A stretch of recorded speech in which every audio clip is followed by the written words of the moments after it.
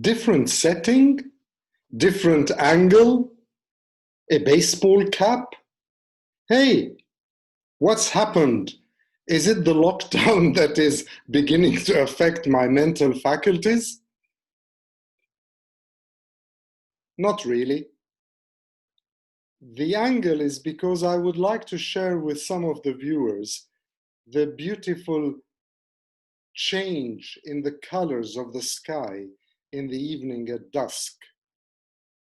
I really find it fascinating, and it's the nicest time of the day for me to watch the colors gradually going darker and darker. And it's only a question of 10-15 minutes, but it's really worth it. So I tried to shift the angle in order to share that picture for you if anybody finds it as nice as I do.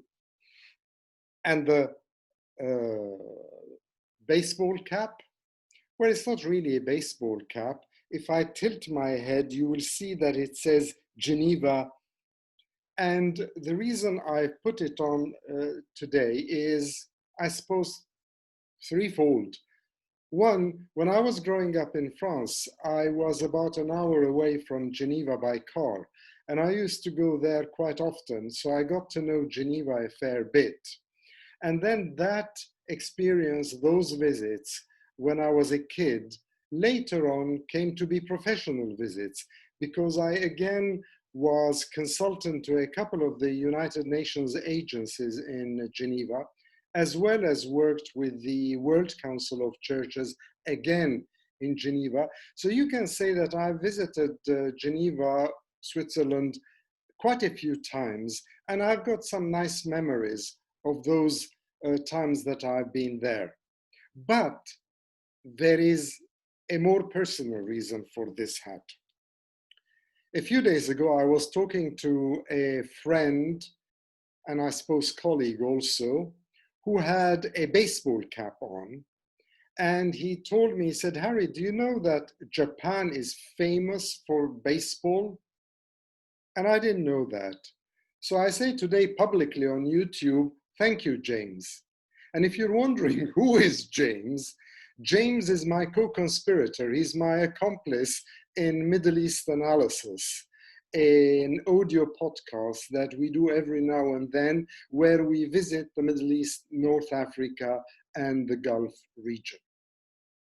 So from the light with the changing hues and the changing shades behind my flat overlooking the common, all the way to Geneva, and then from Geneva all the way to Middle East Analysis in London, let me say, welcome to Arm Wrestling with COVID-19 number 22.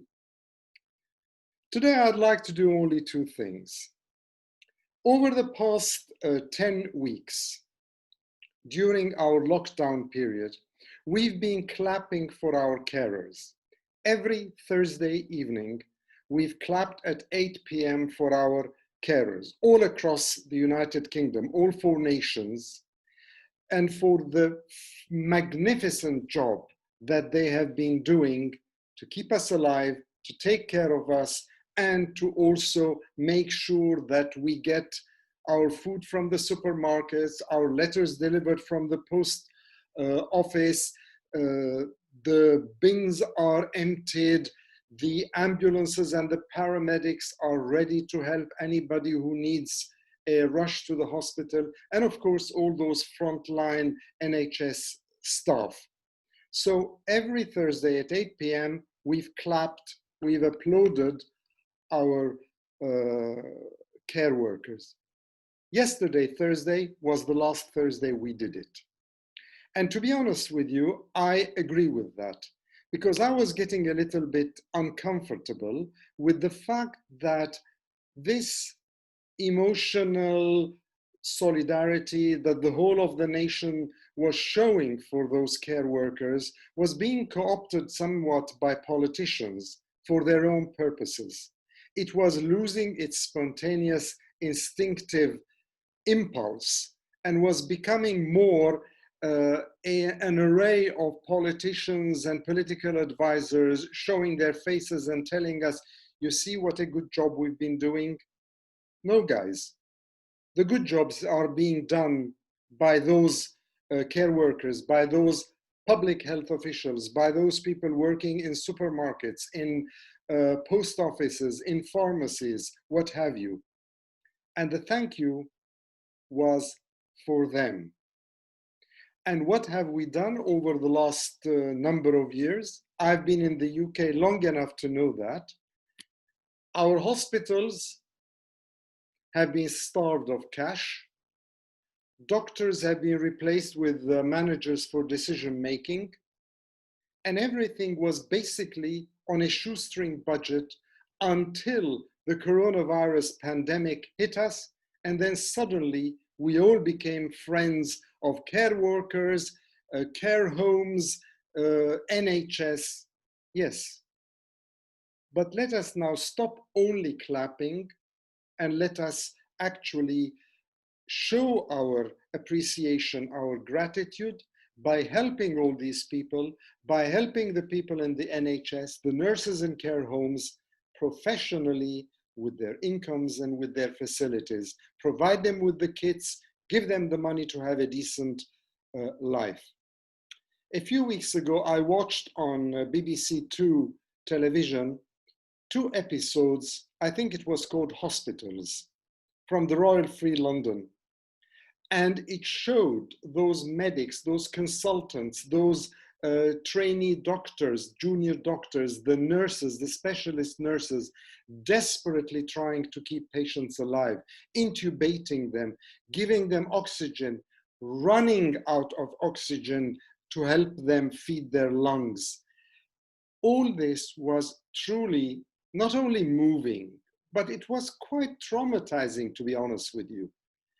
And what I'm going to do, so you can understand why we need to clap and do more than just clap for them, I'm going to put in the description box of this YouTube the 2 links, iPlayer links, for the 2 episodes that were shown on successive nights on BBC Two. Click on those links, watch what you are being shown, and then you decide if these people aren't really heroes, and what do we need to do to express our appreciation and gratitude to all the heroes. The other thing I'm also going to do tonight when I upload this video is to put a 3rd link in my description box, which takes you to Test and Trace. In Scotland, it's Test and Protect, which basically is one way of finding out who's got the coronavirus, who that person has been in contact with, so that they are isolated for 14 days or whatever, in order to prevent the further spread of the virus. Because if, as we are doing now, gradually easing the lockdown, lifting those regulations, changing it from stay home to stay alert, whatever stay alert is, then what we need to do is basically test and trace, so we keep an eye on those people who are unfortunate enough to get the virus in order to help them in self-confinement and in getting better, and not giving or spreading the virus to others. It's a nice little tiny story. You can see the link in the description box as well. So 2 small items I wanted to share with you.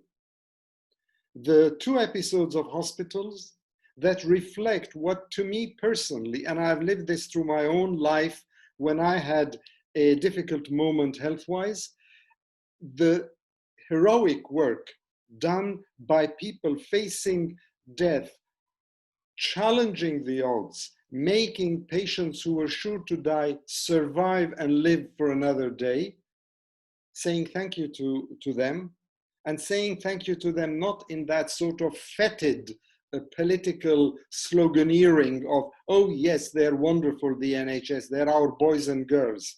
Yeah, so what are you going to do about it?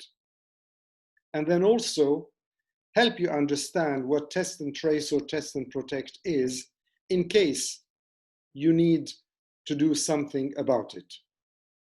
And in the meantime, as we approach the weekend, what weekend, you ask me? Weekends have become discombobulated, confused, weekdays interwoven with weekends.